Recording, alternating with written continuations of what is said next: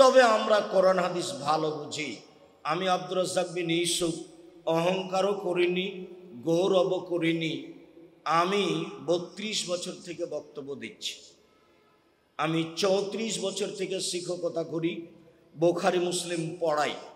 26 বছর থেকে আমি হাতে ফতোয়া লিখছি। 6 বছর থেকে আমি নিজে ফতোয়া বোর্ড পরিচালনা করি। জামিয়া সালাফিয়া ডাঙ্গিপাড়া পবা রাজশাহী প্রায় 26 বিঘা জমির উপরে অবস্থান করে। এখানে একটা মসজিদ আছে, যেই মসজিদটি 90% জমির উপরে অবস্থান করে, যার একতলাতে 3000 মানুষ একসাথে সালাত আদায় করতে পারবে, যার 4 তলার কাজ চলছে। জামিয়া সালাফিয়া ডাঙ্গিপাড়ায় একটি একাডেমিক ভবন তৈরি হয়েছে, যেখানে ছেলেরা শুধু পড়বে, একসাথে 3000 ছাত্র ক্লাস করতে পারবে। জামিয়া সালাফিয়া ডাঙ্গিপাড়ায় দেশ বিদেশের বড় বড় বিদ্বানগণ সেখানে অবস্থান করেন, যাদের বেতন অনেক, 70-80 হাজার, প্রায় লাখের মতো। এইসব বিদ্বানেরা সামনে বসে থাকেন। আমি খাকসার সেই ফতোয়া বোর্ড পরিচালনা করি। আর আপনার বাড়ির পাশে যেটা আছে সেটা 51 বিঘা জমির উপরে অবস্থান করে, যেখানে 200 শতক জমির উপরে একটি মসজিদ নির্মাণের কাজ আরম্ভ হয়েছে, যার একতলাতে 10,000 মানুষ সালাত আদায় করতে পারবে ইনশাআল্লাহ। এইরকম প্রতিষ্ঠানের পরিচালনা আমরা ভাঙাচোরা বিদ্যা নিয়ে করে থাকি। তাতে আমরা এরকম ব্যবস্থা পরে করা প্রয়োজন মনে করি না, এবং তা শরীয়ত অনুকূলেও মনে করি না।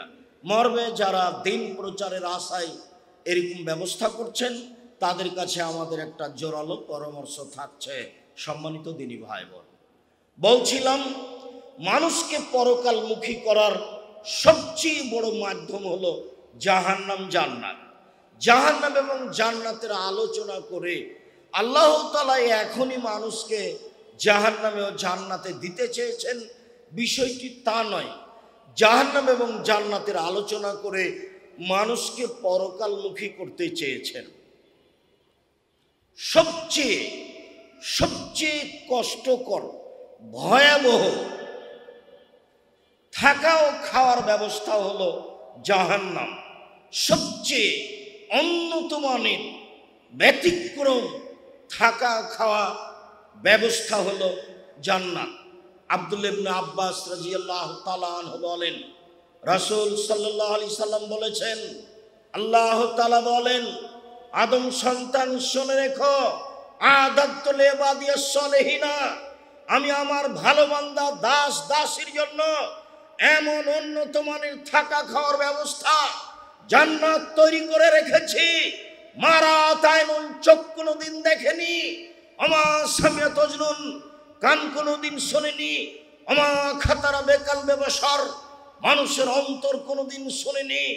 থাকা খাওয়ার ব্যবস্থা এত উন্নত মানের হতে পারে, আল্লাহ চ্যালেঞ্জ দিয়ে বলেছেন, আমি সেই জান্নাতে নারীদের ব্যবস্থা করেছি, লাম ইয়াতমাসহুন্না ইনসুন ক্বাবলাহুম ওয়ালা জান, যাদেরকে কোনোদিন মানুষ স্পর্শ করেনি, যাদেরকে কোনোদিন জিন স্পর্শ করেনি, তাদেরকে দেখে মনে হবে ঝিনুকের মধ্যে লুকানো মুক্তা। এই জান্নাত আমি মানুষের থাকা খাওয়ার জন্য ব্যবস্থা করেছি, যা মানুষের চোখ কোনোদিন দেখেনি।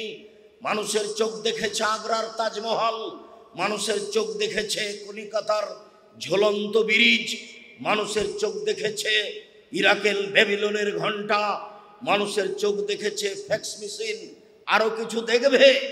এরপরেও জান্নাত এর চেয়ে ভিন্ন, যা মানুষের চোখ কোনোদিন দেখেনি। মানুষের কান শুনেছে দৈত্যরাজের কাহিনী, মানুষের কান শুনেছে 7 সমুদ্র 13 নদী পারে কি আছে। এরপরেও জান্নাত এমন কিছু যা মানুষের কান কোনোদিন শোনেনি। মানুষের অন্তর ভাবে, চলে যাব আমি হোয়াইট হাউসে, চলে যাব আমি আকাশে। মানুষ অনেক কিছু ভাবে, এরপরেও জান্নাত এর চেয়ে ভিন্ন। জান্নাত কত উন্নত মানের থাকা খাওয়ার ব্যবস্থা, তা মানুষের অন্তর ভাবতে পারবে না। হাদিস বুখারী মুসলিম। সম্মানিত দিনী ভাই বোন, এর নাম জান্নাত আর ওর নাম জাহান্নাম। জাহান্নামের পরিচয় মহান আল্লাহ বলেন, হাজিহি জাহান্নামুল্লাতী কুনতুম তুআদুন, যখন মানুষকে জাহান্নামে দেওয়া হবে আল্লাহর পক্ষ থেকে ফেরেশতা বলবেন, এই সেই জাহান্নাম যেই জাহান্নামের ওয়াদা করা হচ্ছিল। আল্লাহকে না মানলে জাহান্নামে যেতে হবে, এই সেই জাহান্নাম। ইসলাউহাল ইয়াউমা বিমা কুনতুম তাকফুরুন, যেই জাহান্নামকে অস্বীকার করছিলে সেই জাহান্নামে প্রবেশ করো। এই সেই জাহান্নাম যাকে অস্বীকার করছিলে সেই জাহান্নামে প্রবেশ করো। এই ছেলে, তোমরা এখানে চলাচল করছো কেন? এইখানে চলাচল বন্ধ, কোনো প্রয়োজনে আসা যাওয়া হবে না। যারা পরিচালনায় আছো, আপনি যারা আছেন এখানে একজন পাহারা দেন, ওই বাহিরে পাহারা দিবে বক্তব্য শুরু থেকে শেষ পর্যন্ত। জরুরি কোনো কারণে আসতে যেতে পাবে না, এমন কোনো দুর্ঘটনা নেই, সুলি ফাঁসি নেই, হাইকোর্ট জজ কোর্ট বাতিল হয়ে যায়নি। আমি আব্দুর রাজ্জাক বিন ইউসুফ, আপনাকে আমি অনেক ভালোবাসি, এ কথাই ঠিক। আমি আপনার কাছের মানুষের কথাই ঠিক। তবে আপনি মনে রাখবেন, জাতির যদি রাস্তাঘাট করে দিতে না পারি, জাতির যদি স্কুল কলেজ করে দিতে না পারি, জাতিকে চূড়ান্ত সঠিক ধর্ম দিতে পারবো ইনশাআল্লাহ। ধর্মের ব্যাপারে জাতিকে ফাঁকি দিয়ে পরকাল হারাতে রাজি নই। আমি আব্দুর রাজ্জাক বিন ইউসুফ দীর্ঘ 32 বছরে আমি কোনোদিন অপ্রয়োজনীয় বাক্য বলিনি। দীর্ঘ 32 বছরে আমি কোনোদিন কেসা কাহিনী বলিনি। দীর্ঘ 32 বছরে আমি কোনোদিন মাঝহাব বিরোধী বক্তব্য দিইনি। দীর্ঘ 32 বছরে আমি কোনোদিন সরকার বিরোধী বক্তব্য দিইনি। দীর্ঘ 32 বছরে আমি কোনোদিন মানুষের কাছে পথ খরচ পাথেও চাইনি। দীর্ঘ 32 বছরে আমি কোনোদিন আমার পরিচয় দিইনি। যখন মানুষ চাপ দিয়ে জিজ্ঞাসা করেছে বিজ্ঞাপন পোস্টারে কি লিখবো, আপনি একটু পরিচয় দেন, তখন আমি বলেছি আমার নাম আব্দুর রাজ্জাক আর আমার বাপের নাম ইউসুফ, বাপ বেটা মিলে আব্দুর রাজ্জাক বিন ইউসুফ। এর চেয়ে আমি বেশি বলিনি। আজকে একটা ছেলে আমাকে দেখাচ্ছে, কে যেন একটা ছেলে মানুষ মাথায় পাগড়ি দিয়ে আছে, ও বলছে যে এরা আগে লাগায় শায়েখ পরে লাগায় মাদানি, এরা শিক্ষিত বেঈমান। বেটা, বেঈমান কাকে বলে জানো?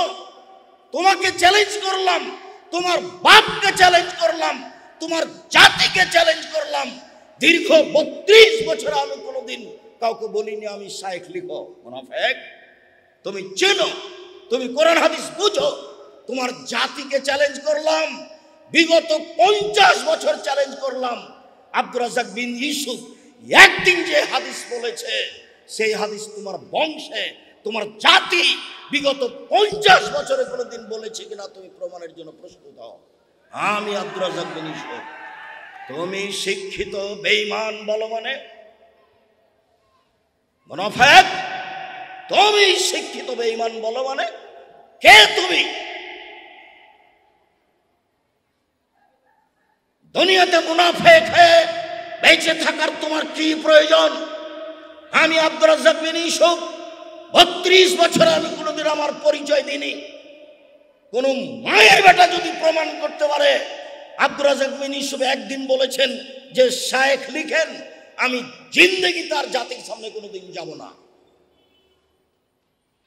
শায়েখ মানে কোনোদিন লিখিনি, কোনোদিন বলিনি। মানুষে লিখে, সেটা মানুষের ব্যাপার। আল হাদিস আন্দোলনের একজন লোক জাগরণী বলতো, তার নাম শফিকুল ইসলাম জাগরণী। দিনাজপুরে একটা প্রোগ্রামে গেছি, বিজ্ঞাপন পোস্টারে লেখা আছে মুফাসসিরে আল্লামা মুফাসসিরে কোরআন শফিকুল ইসলাম জাগরণী। তা আমি বলছি, আপনি কোরআন মাজিদ পড়তে পারেন? ভালো করে পড়তে পারি না। তো এখন তার নাম লেখা আছে আল্লামা মুফাসসিরে কোরআন। তো কি ও দায়ী না যারা লিখেছে তারা দায়ী?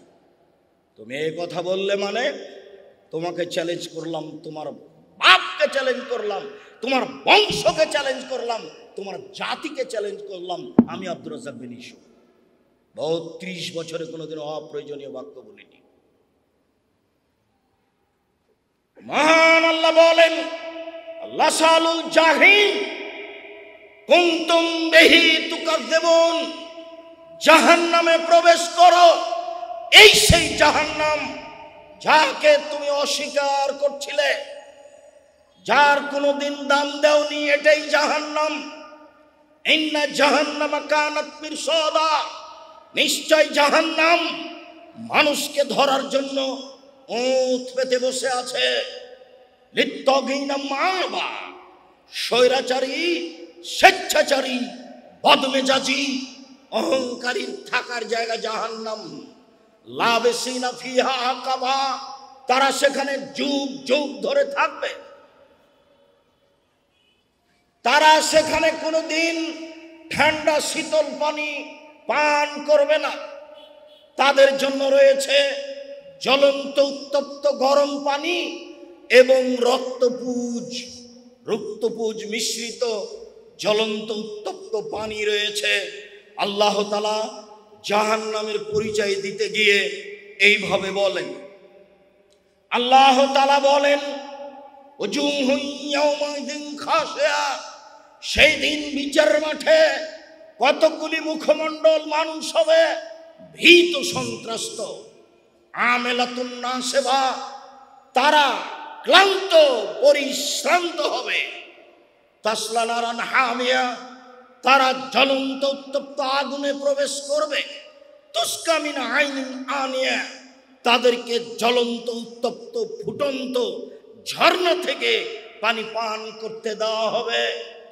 লাইসা লাহুম তুম ইল্লা মিন জারি, কাঁটাযুক্ত জাক্কুম গাছ ছাড়া তাদের জন্য আর কোনো খাদ্য থাকবে না। মহান আল্লাহ বলেন, জাহান্নামের পরিচয় দিতে গিয়ে, কাঁটাযুক্ত গাছের পরিচয় দিতে গিয়ে, ইন্না শাজারাতাজ জাক্কুম তুআমুল আসিম, নিশ্চয় কাঁটাযুক্ত জাক্কুম গাছ অপরাধীদের খাদ্য। কাল মুহলে ইয়াগলি ফিল বুতুন, তেলের তলানির মতো যখনই একটু পেটে যাবে তখন পেট উথাল পাথাল করবে। কা গালিল হামিম, দেগ চুলার উপরে আছে, যখন খুব টকবক করে ফুটে উঠেছে, এইভাবে পানি যেমন ফুটে উঠে তার পেট সেইভাবে টকবক করে ফুটে উঠবে। এই হচ্ছে জাক্কুম। মহান আল্লাহ বলেন, আযালিকা খায়রুন নুজুলান আম শাজারাতুজ জাক্কুম, জান্নাতের এই ফলাফল মেহমানি তাদের জন্য ভালো না জাক্কুম গাছ ভালো? ইন্না জাআলনাহা ফিতনাতাল লিয-যালিমিন, আমি জাক্কুম কাঁটাযুক্ত গাছকে অপরাধীদের জন্য পরীক্ষা হিসাবে করেছি।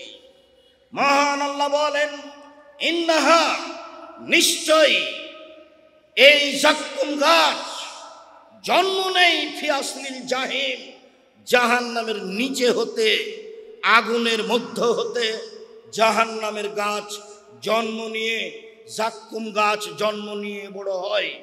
আগুনের ভিতরেও গাছ জন্ম নিতে পারে যার নাম জাক্কুম। পানিও যেমন, পানির ভিতরেও যেমন গাছ জন্ম নিতে পারে, যাকে আমরা দল বলে থাকি, পানহা বলে থাকি। গভীর পানির নিচ থেকে বের হয়ে পানির উপরে ভাসতে থাকে। এই গাছ যেমন নিচে থেকে পানির ভিতর থেকে বের হয়ে উপরে ভাসতে থাকে, জাক্কুম গাছও আগুনের ভিতর থেকে গজিয়ে বের হয়ে উপরে আসে। মহান আল্লাহ বলেন, তালুহা রউসু শায়াতিন, জাক্কুম গাছের ফল হলো শয়তানের মাথার মতো। জাক্কুম গাছের ফল হলো শয়তানের মাথার মতো। মানুষ কোনোদিন শয়তানকে দেখেনি, আল্লাহ তাআলা শয়তানের মাথার মতো জাক্কুম গাছের ফল বলে মানুষকে কি বুঝাতে চাইলেন? মানুষ তো শয়তানের মাথা দেখেনি। আল্লাহ বললেন জাক্কুম গাছের ফল হলো শয়তানের মাথার মতো, এতে মানুষ কি বুঝবে? কেন? মানুষ তো শয়তানের মাথা দেখেনি।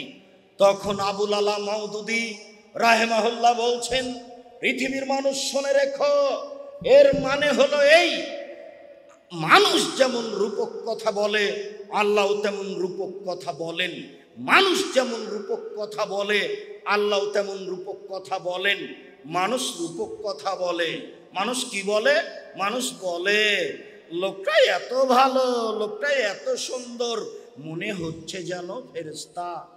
অথচ কেউ কোনোদিন ফেরেশতাকে দেখেনি, তবু বলে ও বুঝে। মানুষ বলে মেয়েটা এত অসুন্দরী, মেয়েটা এত অসুন্দরী, এত কুৎসিত, মনে হচ্ছে যেন পেতনি। অথচ পেতনিকে কেউ দেখেনি, তবু বলে ও বুঝে। আবুল আলা মওদুদী রাহিমাহুল্লাহ বলেন, মানুষ যেমন রূপক কথা বলে ও বুঝে, আল্লাহ তেমন রূপক কথা বলেন। মানুষে বলে মেয়েটা এত সুন্দরী, মেয়েটা এত সুন্দরী, মনে হচ্ছে যেন পরী। কেউ পরীকে দেখেনি, তবু বলে ও বুঝে। আবুল আলা মওদুদী রাহিমাহুল্লাহ বলেন, এইভাবে আল্লাহ রূপক কথা বলেন। পৃথিবীর সব বিদ্বান বলেছেন না না না না, এগুলি নয়, এ দিয়ে খারাপ বোঝানো হয়েছে। শয়তানের মাথা কেউ দেখেনি, তাহলে আল্লাহ বললেন কেন? আল্লাহ বললেন খারাপ বোঝানোর জন্য। সারা পৃথিবীর বিদ্বান বুঝেছেন এটার মানে হলো খারাপ।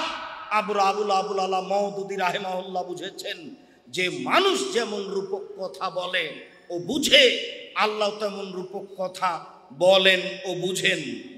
ওয়াইলুল লিকুল্লি হুমাযাতিল লুমাযা, ধ্বংস সুনিশ্চিত ওদের জন্য যারা সামনে বদনাম করে, যারা পিছনে বদনাম করে।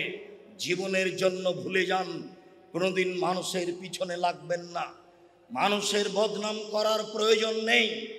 একটা ছেলে মানুষ মাথায় পাগড়ি দিয়ে কিভাবে বলতে পারে শিক্ষিত বেঈমান? বেঈমান শব্দ কি কোনো সহজ শব্দ হয়ে গেল? মানুষ কিভাবে বোকামির পরিচয় দিয়ে জাহান্নাম কিনতে চায়?